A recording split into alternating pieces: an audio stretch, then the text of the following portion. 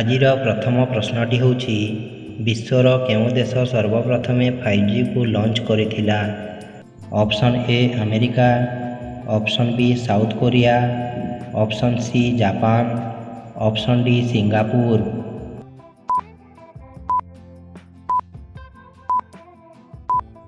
ଏହାର ଉତ୍ତରଟି ହେଉଛି option B south Korea.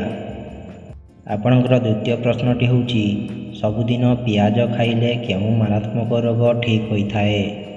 Option A heart ସମସ୍ୟା, option B blood pressure, option C kidney ସମସ୍ୟା, ଅପସନ୍ ଡି ଡାଇବେଟିସ୍।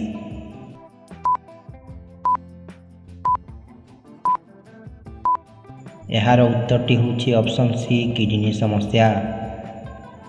ଆପଣଙ୍କର ତୃତୀୟ ପ୍ରଶ୍ନଟି ହେଉଛି ଗୋଟିଏ ଲିଟର ଇନ୍ଧନରେ ହେଲିକପ୍ଟର କେତେ ଦୂର ଅତିକ୍ରମ କରିଥାଏ? ଅପସନ୍ ଏ 7 କିମି, ଅପସନ୍ ବି 4 କିମି, ଅପସନ୍ ସି 3 କିମି, ଅପସନ୍ ଡି 6 କିମି। ତେବେ ଫ୍ରେଣ୍ଡସ୍, ଆପଣଙ୍କୁ ଯଦି ଭିଡ଼ିଓଟି ଭଲ ଲାଗୁଥାଏ ତାହେଲେ ସେୟାର କରିଦିଅନ୍ତୁ। ଏହାର ଉତ୍ତରଟି ହେଉଛି ଅପସନ୍ ଡି 6 କିମି।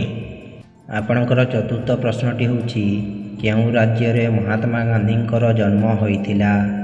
Option A Gujarat, option B Kashmir, option C Kerala, option D Assam.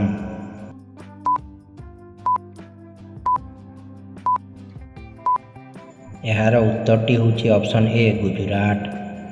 ଆପଣଙ୍କର ପଞ୍ଚମ ପ୍ରଶ୍ନଟି ହେଉଛି କେଉଁ ଦେଶ ସର୍ବପ୍ରଥମେ କରୋନା ଔଷଧ ବାହାର କରିଥିଲା? Option A Russia, option B ଚୀନ, option C England, option D Bharat.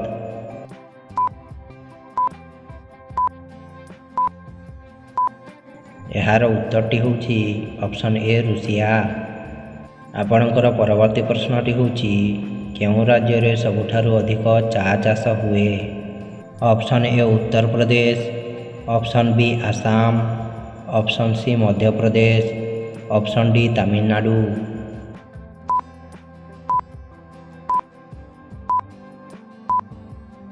ଏହାର ଉତ୍ତରଟି ହେଉଛି ଅପସନ୍ ବି ଆସାମ। ଆପଣଙ୍କର ପରବର୍ତ୍ତୀ ପ୍ରଶ୍ନଟି ହେଉଛି ପ୍ରତିଦିନ ଗଜାମୁଗ ଖାଇଲେ କେଉଁ ରୋଗ ଠିକ୍ ହୋଇଥାଏ? ଅପସନ୍ ଏ ହାର୍ଟ ରୋଗ, option B cancer, option C diarrhoea, option D ପେଟ ରୋଗ।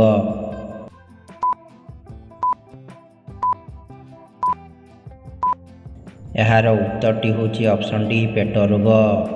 ଆପଣଙ୍କର ପରବର୍ତ୍ତୀ ପ୍ରଶ୍ନଟି ହେଉଛି ଶରୀରର ସବୁଠାରୁ ବଡ଼ ଅଙ୍ଗଟି କ'ଣ?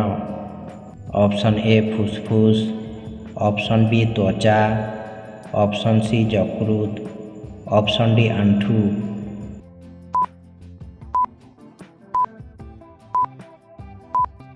ଏହାର ଉତ୍ତରଟି ହେଉଛି ଅପସନ୍ ବି ତ୍ୱଚା। ଆପଣଙ୍କର ପରବର୍ତ୍ତୀ ପ୍ରଶ୍ନଟି ହେଉଛି ସାମାନ୍ୟ ମଣିଷର କିଡ଼ନୀରେ ଜଳର ପରିମାଣ କେତେ ଥାଏ?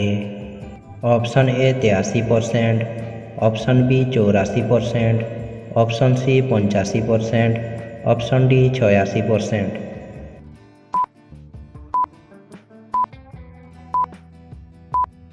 ଏହାର ଉତ୍ତରଟି ହେଉଛି ଅପସନ୍ ଏ 83%। ଆପଣଙ୍କର ପରବର୍ତ୍ତୀ ପ୍ରଶ୍ନଟି ହେଉଛି ଇଟିଲି ଖାଇବା ଦ୍ୱାରା କେଉଁ ରୋଗ ଠିକ୍ ହୋଇଥାଏ?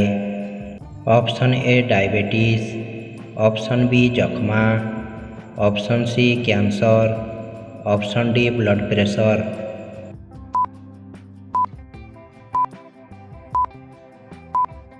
ଏହାର ଉତ୍ତରଟି ଜାଣିବା ଆଗରୁ ଆପଣଙ୍କୁ ଯଦି ଭିଡ଼ିଓଟି ଭଲ ଲାଗିଥିବ ତାହେଲେ ଗୋଟିଏ ଲାଇକ୍ କରନ୍ତୁ ଓ ଆମ ଚ୍ୟାନେଲକୁ ସବସ୍କ୍ରାଇବ୍ କରନ୍ତୁ। ଏହାର ଉତ୍ତରଟି ହେଉଛି ଅପସନ୍ ଡି ବ୍ଲଡ଼ ପ୍ରେସର।